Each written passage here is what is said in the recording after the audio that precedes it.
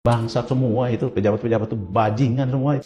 Harus kita lihat, negara hidup dari rakyat. Negara hidup dari rakyat. 82% uang negara dari uang rakyat. Sumber daya alam kita ditelan semua sama oligarki. Oligarki dalam istana, oligarki swasta, oligarki pemerintah. Yang memakan uang negara dan rakyat diminta bayar pajak. Rakyat ngemis pada pendidikan yang mahal. Rakyat ngemis pada kesehatan yang mahal. Rakyat akan frustasi dari kerja. Bayangin aja.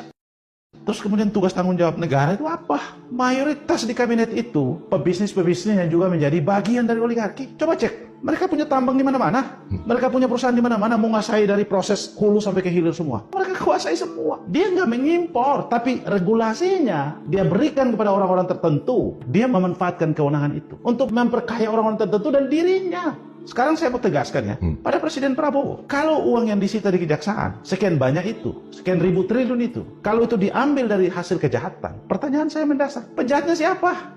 Hukum tidak bekerja berarti. Loh, Presiden merubah status negara hukum menjadi negara kayak preman. Harusnya restart kan? Kenapa jadi mastad? Ya karena hukum tidak bekerja di situ. Saya mau memastikan bahwa ini negara preman. Misalnya begini, ketika under invoicing ada 14.000 triliun lebih.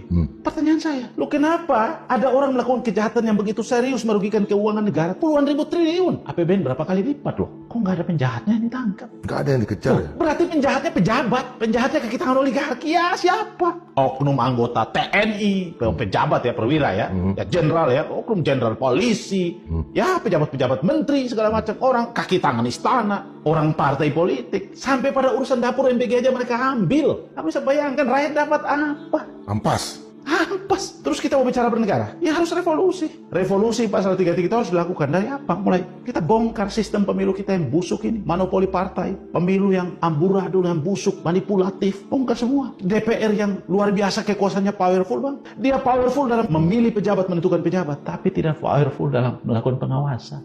Tugas utamanya itu dia lupakan bang. Kalau kita diminta bersabar untuk menunggu Presiden Prabowo untuk sampai 5 tahun, ya nggak bisa dong. Kalau dia nggak bisa memimpin revolusi pasal 33, dia nggak bisa melakukan perbaikan yang mendasar. Ya mundur. Kalau nggak dimundurkan lah. Terus orang bilang, kalau mundur nanti Gibran yang naik. Whatever, kita nggak mikirin. Kalau Gibran juga dianggap, dua-dua mundur lah. Ada mekanisme yang ada mekanisme, ada seleksi alam.